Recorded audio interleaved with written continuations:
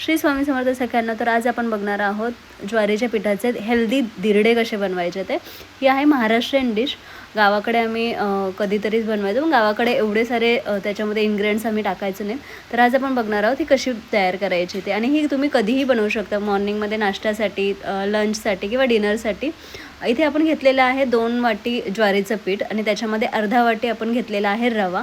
हा रवा जो आहे थोडासा भाजून घेतलेला आहे आणि तो चांगल्या प्रकारे असा मिक्स करून घ्यायचा आहे. ह्याच्यामध्ये थोडंसं मीठ देखील टाकायचं आहे. हे जे मिश्रण आहे याच्यामध्ये 1.5 ते 2 वाटी मी पाणी मिक्स केलेलं आहे. पाणी तुम्हाला जेवढं हवं तेवढं तुम्ही मिक्स करू शकता. ह्याच्यामध्ये थोडंसं जाडसर देखील पीठ ठेवू शकता जर तुम्हाला जाड असे दिरडे काढायचे असतील तर. आणि एकदम जाळीदार मऊसूद आणि क्रंची दिरडे काढायचे असतील तर तुम्ही इथे थोडंसं पातळ देखील पीठ बनवू शकता. मिश्रण तयार करून ते जवळजवळ अर्धा तास भिजण्यासाठी ठेवू शकता, जेणेकरून जो रवा आहे तो व्यवस्थित असं सोक होईल आणि तुमचे दिरडे जे आहेत जाळीदार होण्यासाठी हेल्प होणार आहे. हे मिश्रण तयार करून झाल्यानंतर आपण अर्ध्या तासासाठी सोक करण्यासाठी ठेवलेलं आहे. त्यानंतर जे आहे मी सगळे व्हेजिटेबल्स कट करून घेणार आहे.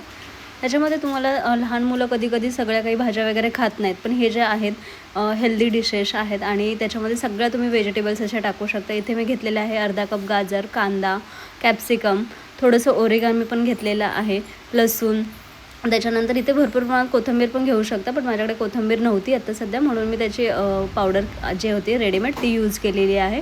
मिश्रण जे आहे पहिल्यांदा तेल गरम करून घ्यायचं आहे. त्याच्यामध्ये जिरं आणि मोहरीची फोडणी घालायची आहे. त्यानंतर जे आहे लसूण, कढीपत्ता आणि थोडंसं 2 चिमूटभर हिंग असं घालून घ्यायचं आहे आणि हे मिश्रण व्यवस्थितरित्या फोडणी घालून घ्यायचं आहे.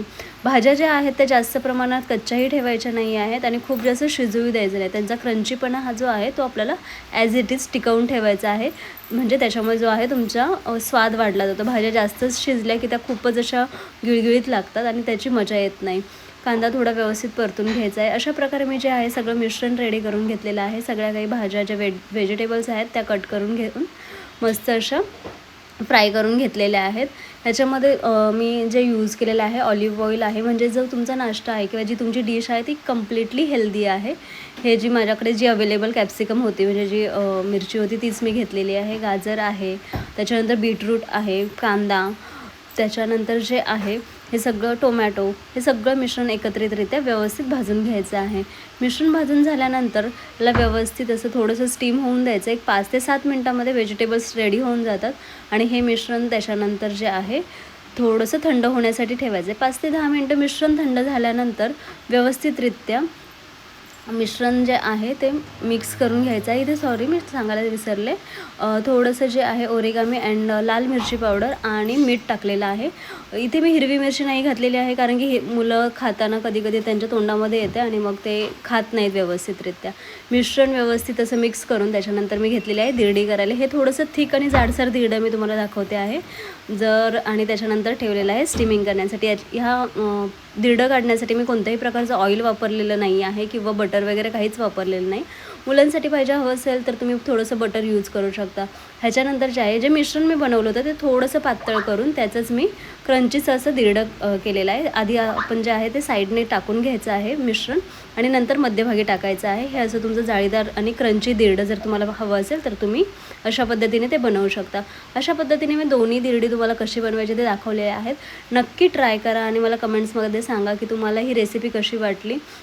इथे मी थोडंसं मुलीसाठी जे आहे बटर यूज केलेलं आहे, कारण की मुलांना थोडं नमकीन आणि थोडंसं चटपटीत असं खायला आवडतं. ह्याच्यामध्ये जर तुम्हाला हवं असेल तर तुम्ही थोडंसं चीज देखील ॲड करू शकता, बट गरज नाही वाटली तर नाही टाकू शकत. पण त्याच्याने पण मस्त असे छान असं डिश रेडी होऊन जाते. तर अशा पद्धतीने झालेली आहे आजची डिश रेडी. नक्की ट्राय करा आणि मला कमेंट्समध्ये नक्की सांगा कशी वाटली ते. अशाच नवनवीन रेसिपीजसाठी आणि ब्लॉग आणि टिप्ससाठी फॉलो करायला अजिबात विसरू नका. लाईक आणि शेअर करा. Thank you so much watching for this video.